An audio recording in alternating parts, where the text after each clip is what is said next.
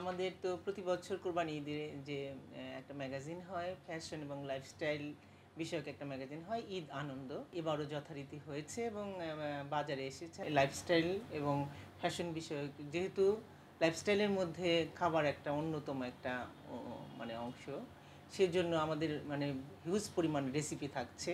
ঈদের ফ্যাশন, ঈদের নতুন পোশাক, প্রচুর রেসিপি থাকছে। সেটা হচ্ছে ঈদের মাংসের রেসিপি আছে, নানা রকমের রাইস ডিশ যেটাকে বলে বিরিয়ানি, পোলাও, এগুলোর রেসিপি আছে।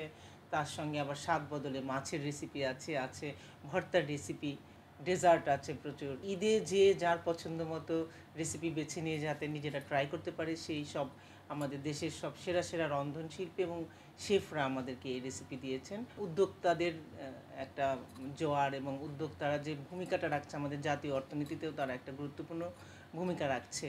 তো আমরা একজন উদ্যোক্তাকে এবার আমরা মডেল হিসেবে আমাদের কভারে এনেছি। নতুন যারা উদ্যোক্তা হয়ে আসছে কিংবা হতে চাচ্ছে, তাদের সবার যাতে রোল মডেল হতে পারে। যারা উদ্যোক্তা তারা অনেক বেশি উৎসাহিত হবে নিজেদের কাজে, এবং তার উঠে আসার গল্পটা যেহেতু আছে সেটা অনেক ইন্সপায়ারিং মনে করি আমি, অনেকের কাজে লাগবে। আমি নিজে সরাসরি কাজ করি এবং আমার মতো আরও অনেকে যারা কাজ করেন, আমরা কিন্তু প্রতিনিয়ত চেষ্টা করি যে নতুন কিছু দিতে, এবং নিজেকেই নিজে ছাড়িয়ে যাওয়ার একটা চেষ্টা তো আমাদের সবসময় থাকে এবং বৈচিত্র্য আমরা আনতে চাই। সেটার একটা বড় প্রমাণ হচ্ছে কোরবানি ঈদের এই ম্যাগাজিনটা। ঈদ মানে কিন্তু আমরা সেই মোটা একটা ঈদ সংখ্যা যেটাকে আমরা বলি সাহিত্য বেসড, যেটা রোজার ঈদে হয়ে থাকে, ঈদ উল ফিতরে যেটা হয়ে থাকে। এখন কিন্তু পত্রিকাগুলো বলো সময়ের সঙ্গে তাল মেলাতে, এবং যেহেতু লাইফস্টাইলের প্রতি মানুষের অনেক বেশি সচেতনতা বেড়েছে, মানুষের আগ্রহ বেড়েছে, সেই জন্য কিন্তু এই ঈদে এই ম্যাগাজিনগুলো হচ্ছে। এই ঈদে জামা জুতো অ্যাক্সেসরিজের ডিসকাউন্ট।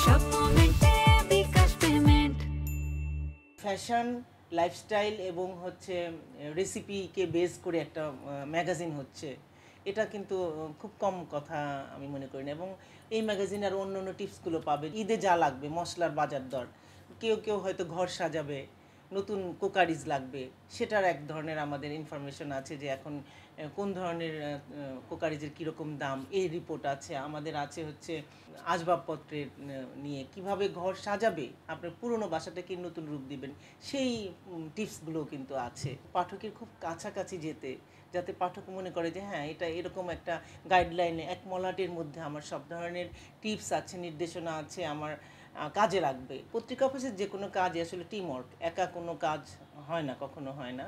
একজন ছবি তোলে, হ্যাঁ, তারপরে একজন মেকআপ করে, একজন হচ্ছে লেখাগুলো, বিভিন্নজন লেখাগুলো লিখছে, বিভিন্নজন রেসিপিস দিচ্ছে, মডেল হচ্ছে বিভিন্নজন, কিন্তু সমন্বয়টা একজনকে যেহেতু করতে হয় ম্যাগাজিন সম্পাদক হিসেবে, সেটা আমি করেছি এবং খুব কম সময় পেয়েছি। আমি মাত্র 25 দিন সময় আমি হাতে পেয়েছিলাম। এটাই আমার কাছে সবচেয়ে বড় চ্যালেঞ্জ ছিল যে এই 25 দিনের মধ্যে আমি কিভাবে ম্যাগাজিনটা নামাবো এবং কত বৈচিত্র্য আমি আনতে পারি। সব পাঠকের চাহিদা একরকম না, এক একজনের এক একটা জিনিস দরকার।